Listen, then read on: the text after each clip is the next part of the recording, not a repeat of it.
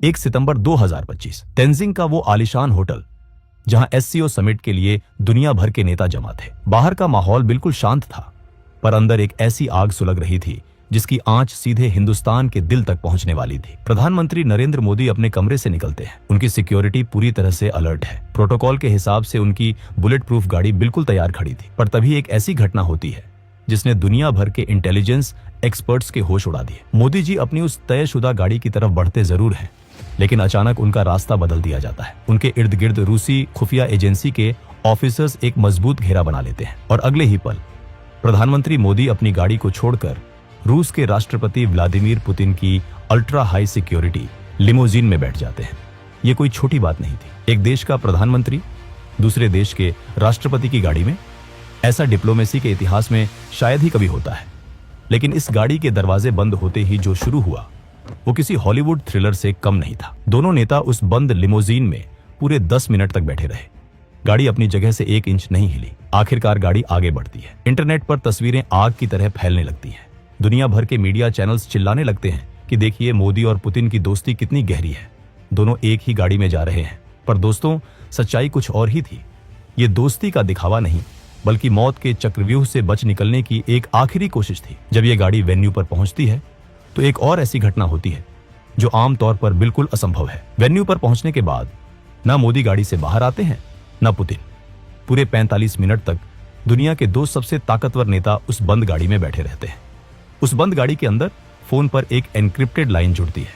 दूसरी तरफ थे भारत के national security adviser Ajit Doval.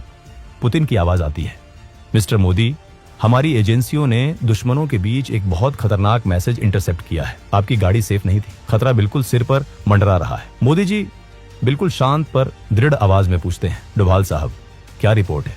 आखिर वहां चल क्या रहा है? डोभाल जवाब देते हैं, प्रधानमंत्री जी, दुश्मन ने शेर के मुंह में हाथ डालने की हिम्मत की है। खतरा वहां एससीओ समिट में नहीं, खतरा हमारे पड़ोस में बैठा है। एक बहुत बड़ा असैसिनेशन प्लॉट इंटरसेप्ट हुआ है और इसके तार सीधे अमेरिका की सीआईए से जुड़े हैं।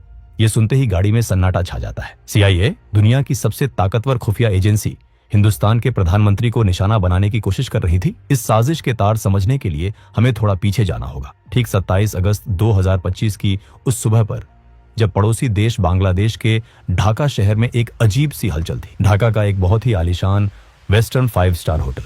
वहां एक 50 साल का आदमी चेक इन करता है। उसके पास 3 बड़े बड़े सूटकेस थे। इस आदमी का नाम था टेरेंस।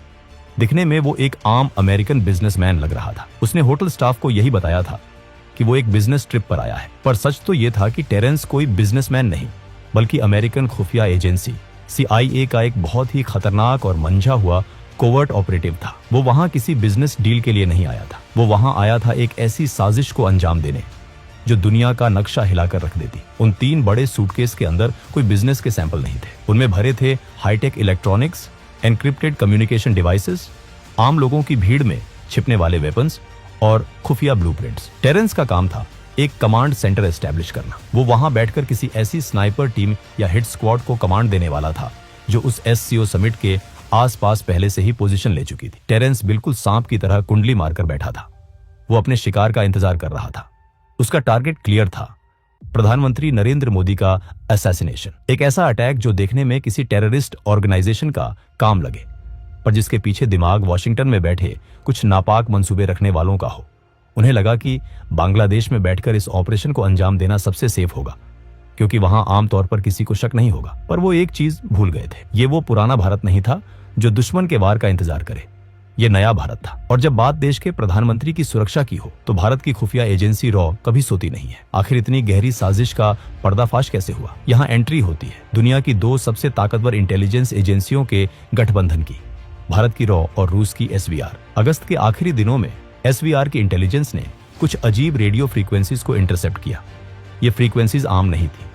ये high level CIA encryption protocols थे जो अचानक से ढाका और उस एससीओ समिट के लोकेशन के बीच एक्टिव हो गए थे। रूस ने तुरंत ये जानकारी भारत के एनएसए अजीत डोभाल के साथ शेयर की। नई दिल्ली में आधी रात को एक इमरजेंसी मीटिंग बुलाई गई। रॉ चीफ, आईबी डायरेक्टर और डोभाल एक टेबल पर थे। रॉ के टॉप ऑफिसर ने डोभाल से कहा, सर, हमें कंफर्म हो गया है कि एक हाई वैल्यू टारगेट को एलिमिनेट करने की प्लानिंग हो रही है और लगता है कि टारगेट प्रधानमंत्री हैं। डोभाल ने कहा, अगर उन्होंने हमारे प्रधानमंत्री की तरफ आंख भी उठाई तो हम उनका वो हाल करेंगे कि आने वाली सदियों तक उनकी रूह कांपेगी। डोभाल ने तुरंत रशियन काउंटरपार्ट से संपर्क किया। यही वजह थी कि 1 सितंबर की रात को मोदी जी को उनकी तय गाड़ी में बैठने से रोक दिया गया। रॉ और एसवीआर ने मिलकर उस साजिश के चक्रव्यूह को तोड़ने का मास्टर प्लान बनाया।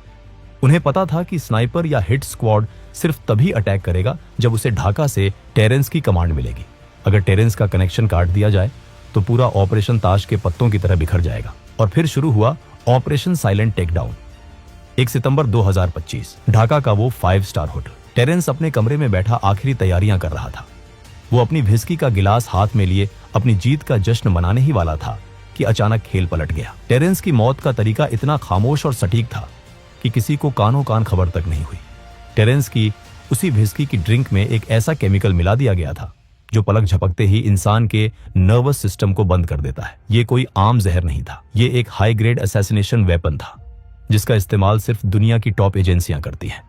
जैसे ही टेरेंस ने वो ड्रिंक पी, उसके होश उड़ने लगे। वो अपने कम्युनिकेशन डिवाइस तक पहुंचने की कोशिश करता रहा, पर उसके हाथ पैर काम करना बंद कर चुके थे। कुछ ही सेकंड्स में वो जमीन पर गिरा और उसने दम तोड़ दिया, बिना किसी आवाज के, बिना किसी गोली के। दुनिया की सबसे बड़ी सुपर पावर का एजेंट अपने ही बिछाए जाल में ढेर हो चुका था। CIA की वो साजिश वहीं उसी कमरे में दफन हो गई। लेकिन इसके बाद जो हुआ उसने इस साजिश को और भी गहरा कर दिया।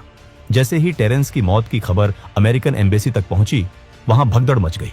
उन्हें समझ आ गया था कि उनका खेल खत्म हो चुका है और किसी ने उन्हें उनके ही घर में घुसकर मात दे दी है। अगले ही पल US एम्बेसी से एक पूरी टीम उस होटल में दाखिल होती है। उन्होंने बांग्लादेश की लोकल पुलिस को होटल के अंदर घुसने तक नहीं दिया। आमतौर पर किसी भी विदेशी नागरिक की मौत पर लोकल पुलिस इन्वेस्टिगेशन करती है, पोस्टमार्टम होता है, पर यहां सब कुछ दरकिनार कर दिया गया। अमेरिकन एजेंट्स ने टेरेंस की डेड बॉडी को तुरंत अपने कब्जे में लिया। उसका कोई पोस्टमार्टम नहीं हुआ। उसकी बॉडी को सीधे एक स्पेशल फ्लाइट के जरिए US भेज दिया गया। और वो जो 3 बड़े सूटकेस थे जिनमें उस पूरे ऑपरेशन के ब्लूप्रिंट्स और इलेक्ट्रॉनिक एविडेंस थे, वो सब कुछ US एम्बेसी के एजेंट्स ने जब्त कर लिया। और बात यहीं खत्म नहीं हुई। लंदन और वॉशिंगटन के सर्वर्स पर बैठे साइबर एक्सपर्ट्स ने लगातार कई घंटों तक काम किया और टेरेंस के वजूद का हर एक डिजिटल फुटप्रिंट मिटा दिया। उसका करियर, उसकी हिस्ट्री, उसकी सर्विस रिकॉर्ड्स, सब कुछ इंटरनेट और डेटाबेस से ऐसे गायब कर दिया गया जैसे टेरेंस नाम का कोई इंसान इस दुनिया में था ही नहीं। US army special operations command के स्पोक्समैन ने 1 सितंबर को एक अजीब स्टेटमेंट रिलीज किया। उन्होंने कहा कि उनका कोई कमांड इंस्पेक्टर जनरल मरा नहीं गया है। उन्होंने क्लेम किया कि जिस इंसान की बात हो रही है वो यूनाइटेड स्टेट्स में जिंदा और सुरक्षित है।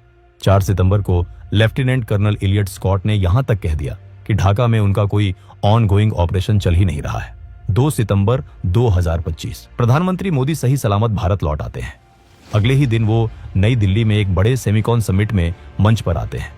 वो प्रधानमंत्री जो हमेशा अपने भाषणों में ऊर्जा और आत्मविश्वास से भरे होते हैं, उस दिन उनके चेहरे पर एक अजीब सी संजीदगी थी। मंच पर आते ही जब लोग उनके स्वागत में तालियां बजा रहे थे तो मोदी जी ने एक ऐसी बात कही जिसने सबको हैरत में डाल दिया। उन्होंने कहा, मैं कल रात ही जापान और चीन के इस दौरे से वापस लौटा हूं।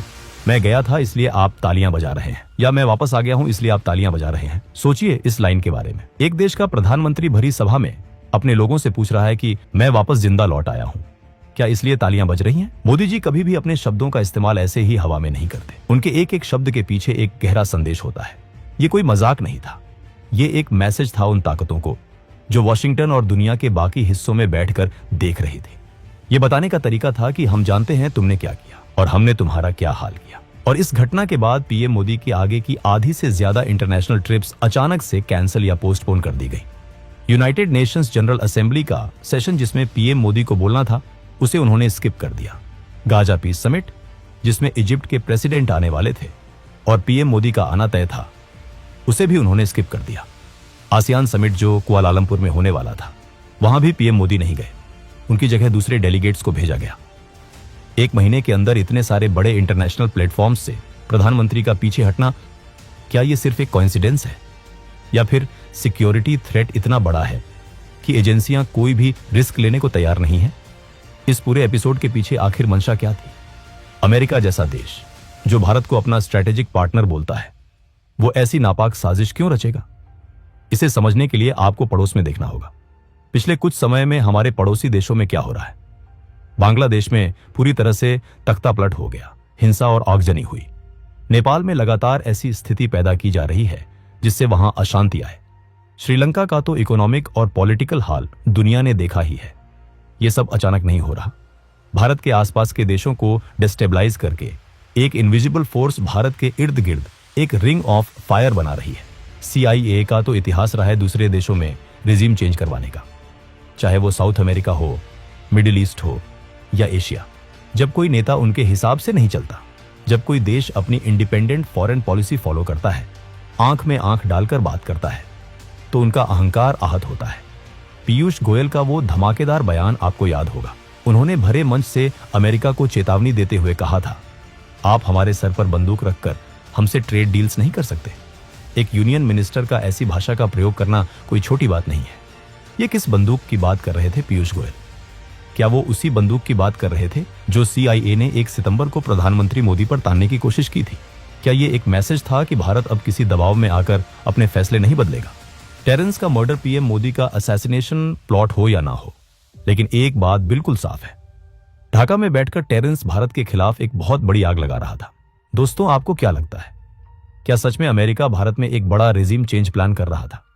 क्या वो प्रधानमंत्री को रास्ते से हटाकर अपना कोई पपेट नेता बिठाना चाहते थे? क्या इन सारी बातों में, पीयूष गोयल के बयान में और मोदी जी के उस जिंदा लौट आने वाले कमेंट में कोई कनेक्शन है? अपनी राय कमेंट्स में जरूर लिखिए और अगर वीडियो पसंद आया हो तो वीडियो को एक लाइक और चैनल को सब्सक्राइब जरूर करें। तब तक के लिए जय हिंद, जय भारत।